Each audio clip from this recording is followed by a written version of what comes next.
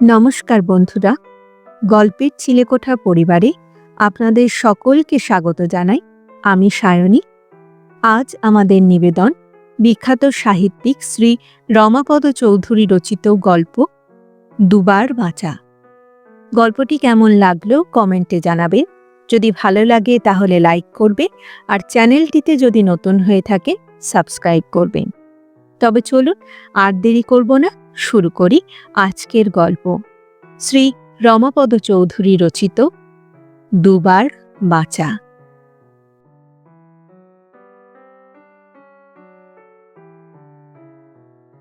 শহর লুটিয়া চেনেন?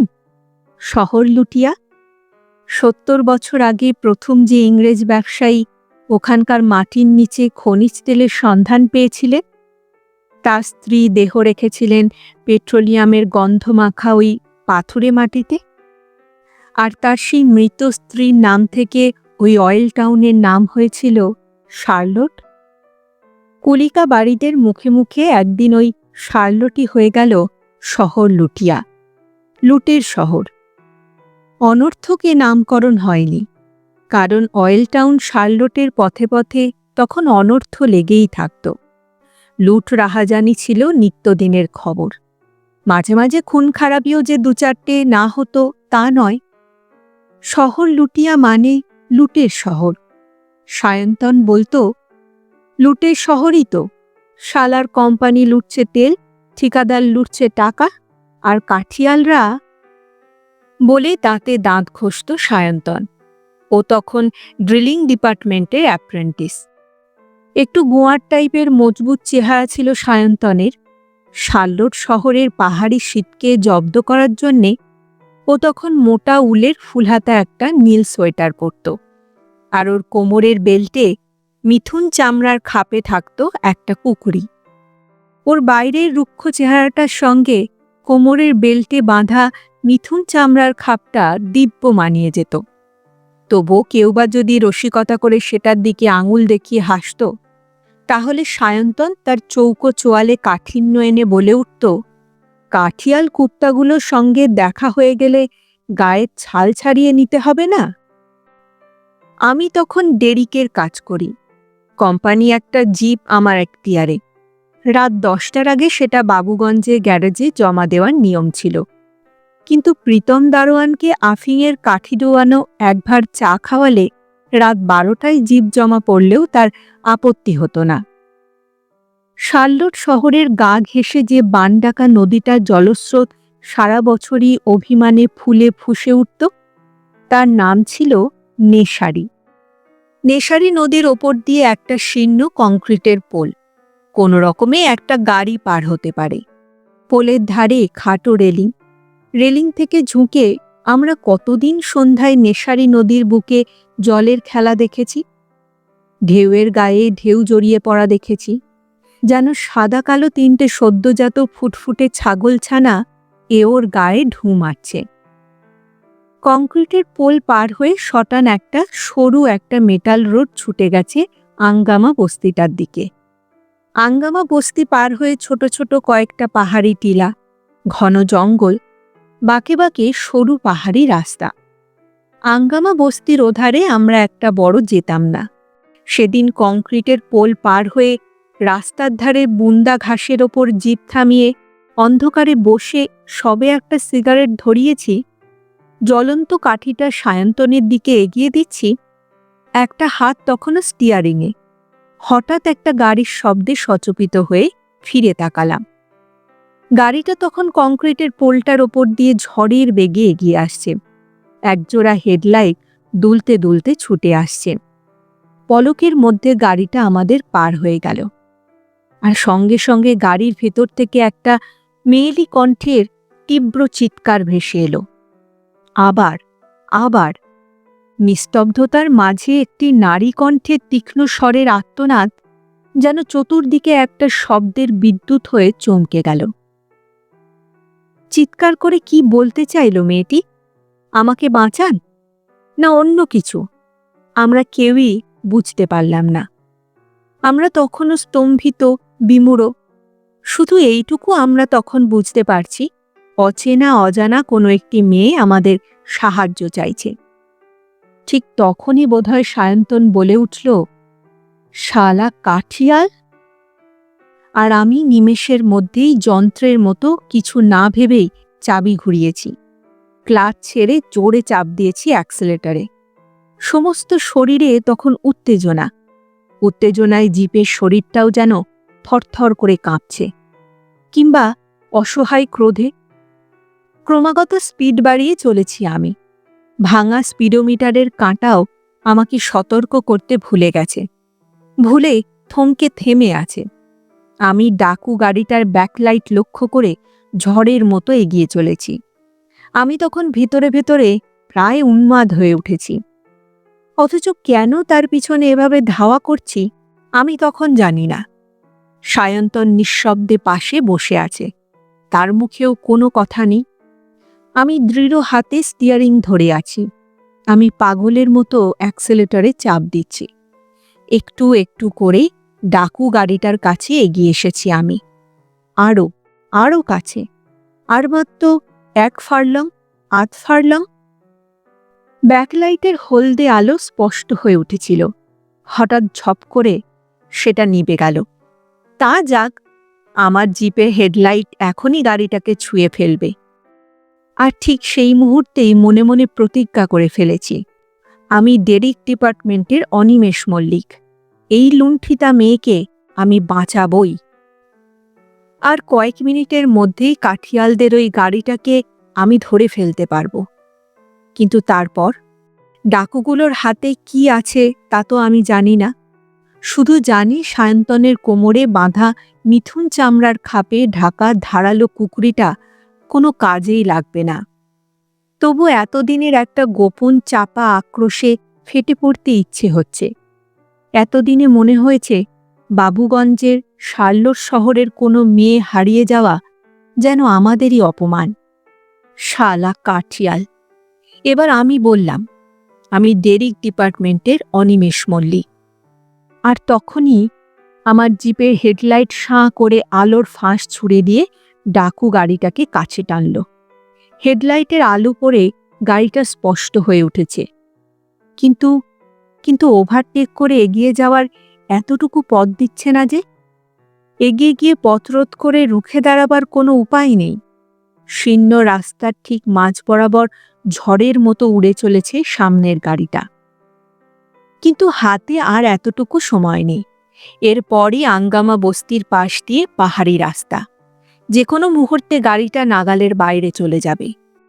আমি নিমেষের মধ্যে ভাবলাম, মেয়েটিকে বাঁচাতে হবে। আমি পলকের জন্যে ভাবলাম, মেয়েটির সম্মান বাঁচাতে হবে। না, আমি ওদের কিছুতেই পালাতে দেব না। কিছু না পারি আমার এই মজবুত বডির জিপখানাকে ওর ঘাড়ে চাপিয়ে দেব, ভেঙে গুঁড়িয়ে দেব, ভেঙে গুঁড়ো গুঁড়ো হয়ে যাক। মেয়েটিকে যদি বাঁচাতে না পারি, তার ইজ্জত, তার সম্মান রক্ষা করব। আমি ওই লম্পট দস্যুদের আর ওই লুণ্ঠিতা মেয়েটিকে একই সঙ্গে হত্যা করব। মেয়েটিকে হত্যা করে আমি তাকে গ্লানিময় জীবন থেকে রক্ষা করব।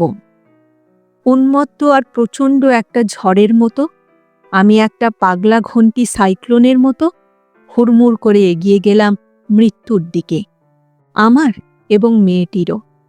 আমি মৃত্যুর চাদরে মেয়ের শরীরটিকে ঢেকে দিয়ে তার সম্মান বাঁচাতে চাইলাম। নিষ্পাপ নির্মল একটি রক্তকরবীর মতো তার ছিটকে পড়া লাল রক্তের বিশুদ্ধতায় আমি তাকে ফুটিয়ে তুলতে চাইলাম। সায়ন্তন! আমি তাকে সাবধান করবার জন্যেই বোধহয় চিৎকার করে উঠেছিলাম। তারপর প্রচণ্ড বেগে ছুটন্ত গাড়িটার গায়ে ধাক্কা দিলাম। একটা বিস্ফোরণের শব্দ শুনলাম শুধু। ঝনঝন করে কাঁচের টুকরো ছিটকে পড়ল চতুর্দিকে। আমি কয়েকটা পুরুষ কণ্ঠের আর্তনাদ শুনতে পেলাম। একটা নারী কণ্ঠের আর্তনাদও শুনলাম। কিংবা হয়তো আমি নিজেই যন্ত্রণায় চিৎকার করে উঠেছিলাম। আমি জ্ঞান হারালাম। এ গল্প দুবার বাঁচার গল্প, কিংবা দুবার বাঁচানোর। শার্লট শহরে কোম্পানি হাসপাতালে প্রথম যেদিন জ্ঞান হলো, কেউ বুঝি কানের কাছে ফিসফিস করে বলল, দময়ন্তীর সম্মান বাঁচিয়েছ তুমি। হ্যাঁ, মেয়েটির নাম দময়ন্তী। হাসপাতাল থেকে ছুটি পাওয়ার দিনে সায়ন্তনের সঙ্গে সে আবার এলো। ঈষৎ খুঁড়িয়ে খুঁড়িয়ে প্লাস্টার করা বাঁ হাতখানা বুকের কাছে ঝুলিয়ে হাঁটছে।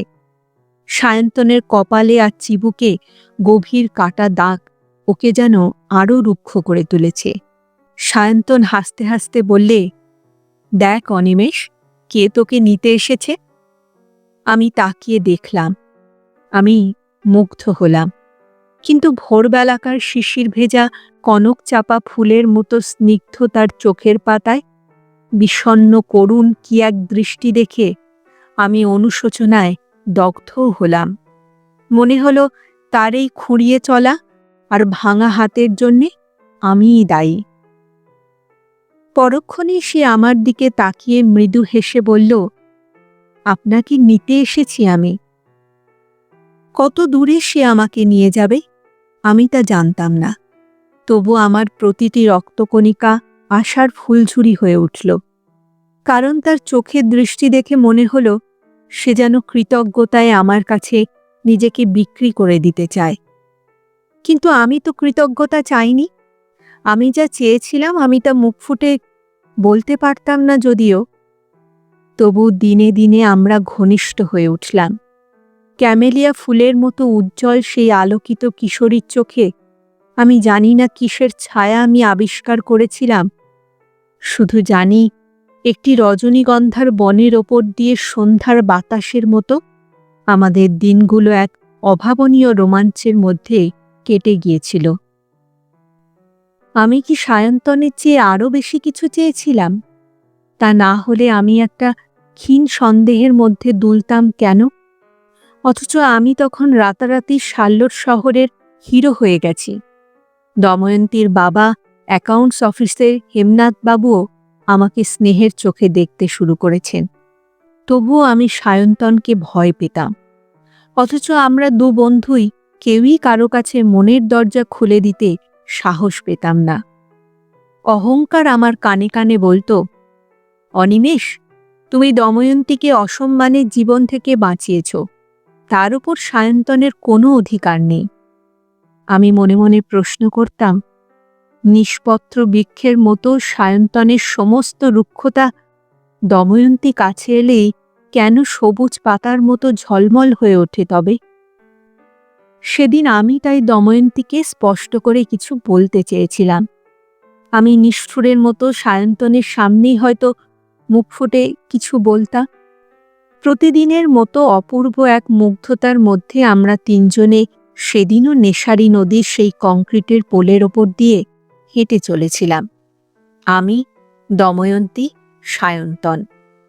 দময়ন্তীর বাঁ হাত তখন ভালো হয়ে গেছে।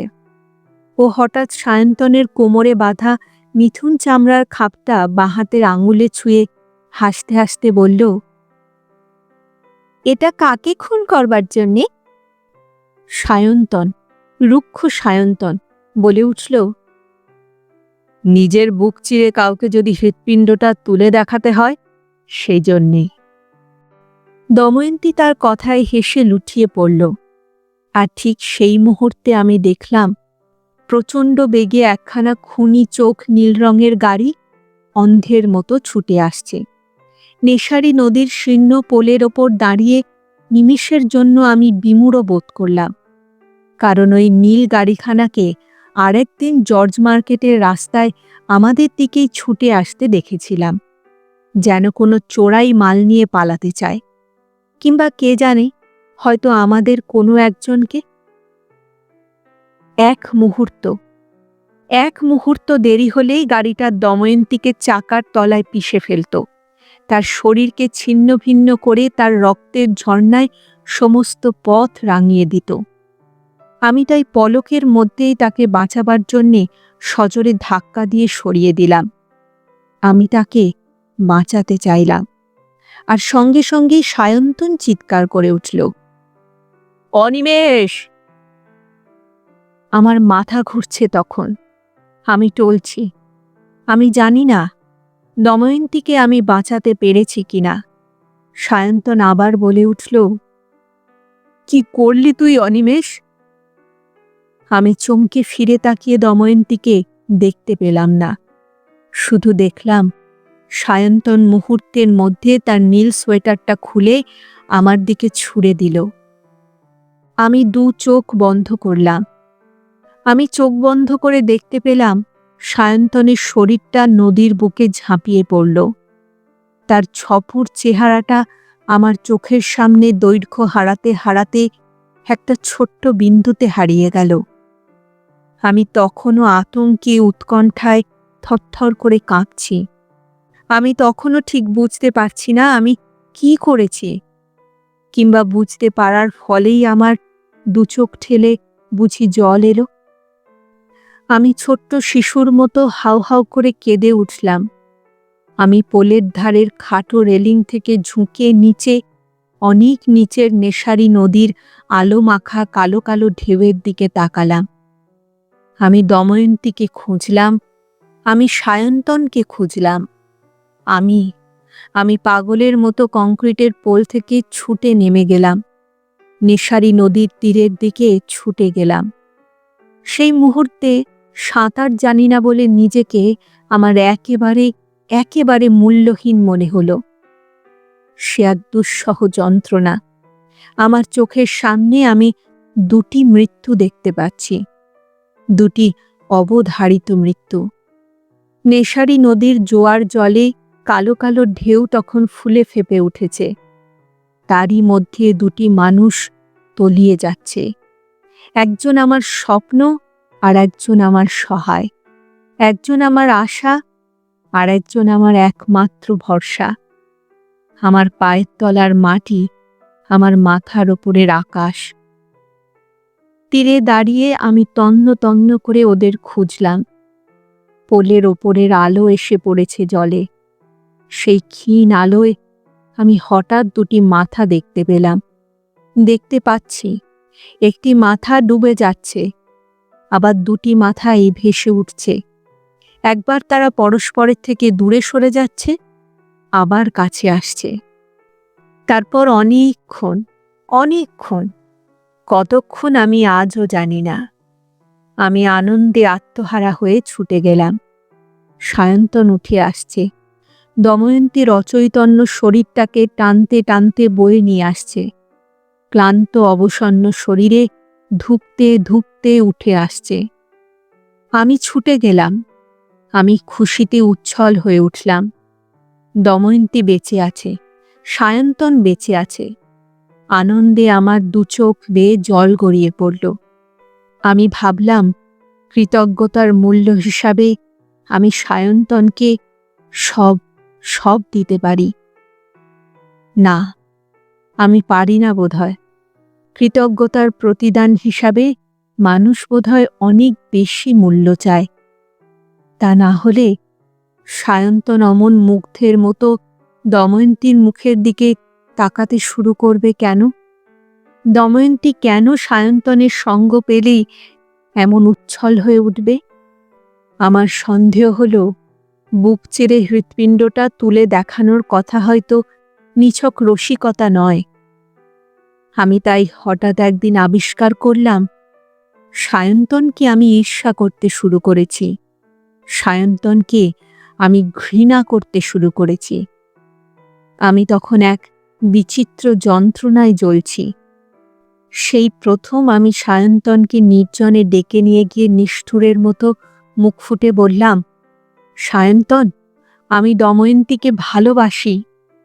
সায়ন্তন ধীরভাবে শুনল, চোখ বুজল, চোখ খুলল। তারপর দীর্ঘশ্বাস ফেলে বলল, আমিও যে ভালোবাসি অনিমেষ। আমি পাগলের মতো বললাম, কিন্তু দময়ন্তী, সে তোকে ভালোবাসে না ভালোবাসে না? সায়ন্তন মাথা নিচু করে বললে, জানি না। আমি বললাম, আমি তার ইজ্জত বাঁচিয়েছিলাম, তার সম্মান। ভেবে দেখ সায়ন্তন, যদি তাকে আজ অসম্মানের বোঝা বয়ে বেড়াতে হতো, তার জীবন বাঁচানোর জন্য সে তোকে ঘৃণা করত। সায়ন্তন হাসল, বলল, জীবন বাদ দিয়ে সম্মানের দাম কতটুকু রে অনিমেষ? তুই তুই তাকে মৃত্যুর মুখে ঠেলে দিয়েছিলি।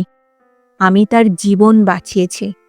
ভেবে দেখ, তার জীবন আমি না বাঁচালে আমরা আজ কাকে ভালোবাসতাম? আমি তার যুক্তিতে কান দিলাম না, শুধু বললাম, এভাবে চলতে পারে না, এর একটা মীমাংসা করতেই হবে সায়ন্তন। আমরা দুজন তাই একদিন একই সঙ্গে দময়ন্তীর কাছে হাজির হলাম। আমরা তিনজনে গিয়ে বসলাম আমাদের জর্জ মার্কেটের চায়ের দোকানটায়। আমাদের উত্তেজিত মুখে দেখে দময়ন্তী কি বিস্মিত হয়েছিল। আমরা বললাম, দময়ন্তী, আমরা স্পষ্ট উত্তর জানতে চাই, তুমি কাকে ভালোবাসো? দময়ন্তী বিষণ্ণ করুণ দুটি চোখ তুলে বিহ্বলভাবে একবার আমার মুখের দিকে তাকালো, একবার সায়ন্তনের মুখের দিকে। আমার মনে হলো ভিতরে ভিতরে ও যেন যন্ত্রণায় অস্থির হয়ে পড়েছে। বুক ঠেলে বেরিয়ে আসা একটা অসহ্য ব্যথাকে চাপা দিতে গিয়ে ওর দু চোখ জলে ভরে গেল। আমি তবু বললাম, উত্তর দাও দময়ন্তী। আর সায়ন্তন তার দিকে এক টুকরো কাগজ এগিয়ে দিল, বলল, উত্তর চাই দময়ন্তী। মাথা নিচু করে কাগজের টুকরোটা টেনে নিল দময়ন্তী। কি যেন ভাবল, তারপর ধীরে ধীরে তার উত্তর লিখে কাগজটা ভাঁজ করল। উত্তর জানার জন্যে আমরা উৎসুক হয়ে উঠলাম। সম্মান বাদ দিয়ে জীবনের দাম কতটুকু? কিংবা জীবন না থাকলে সম্মান অর্থহীন কিনা? আমরা জানতে চাইলাম দময়ন্তী কাকে ভালোবাসে, জীবন না আত্মসম্মান, সায়ন্তন না অনিমেষ?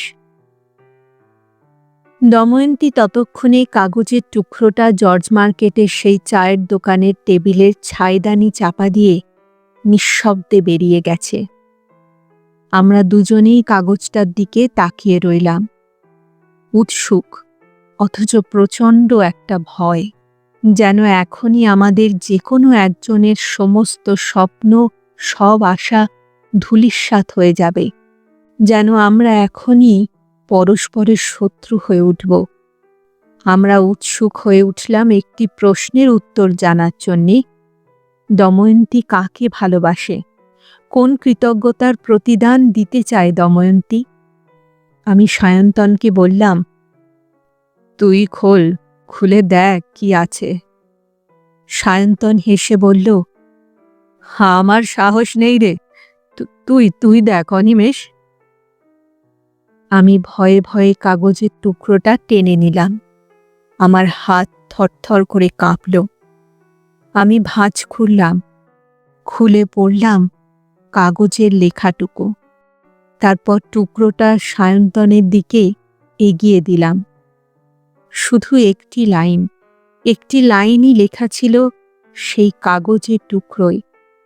লেখা ছিল, কৃতজ্ঞতার চেয়ে প্রেম অনেক বড়, অনেক অনেক বড়।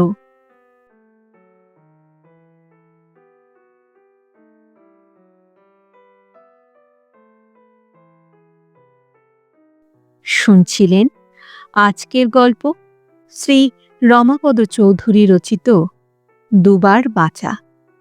ফিরে আসছি আরেকটি নতুন গল্পের সঙ্গে কিছুদিনের মধ্যে। ততদিন ভালো থাকবেন, সুস্থ থাকবেন এবং গল্পে থাকবেন। আর আমার গল্প পাঠ ও উপস্থাপনা যদি ভালো লাগে তাহলে লাইক আর কমেন্ট করতে ভুলবেন না। আর চ্যানেলটিতে যদি নতুন হয়ে থাকে সাবস্ক্রাইব করবেন, এতে আমার উৎসাহ ও আত্মবিশ্বাস দুইই বাড়ে। তাহলে আজ এখানেই বিদায় নিচ্ছি, আবার দেখা হচ্ছে। নমস্কার।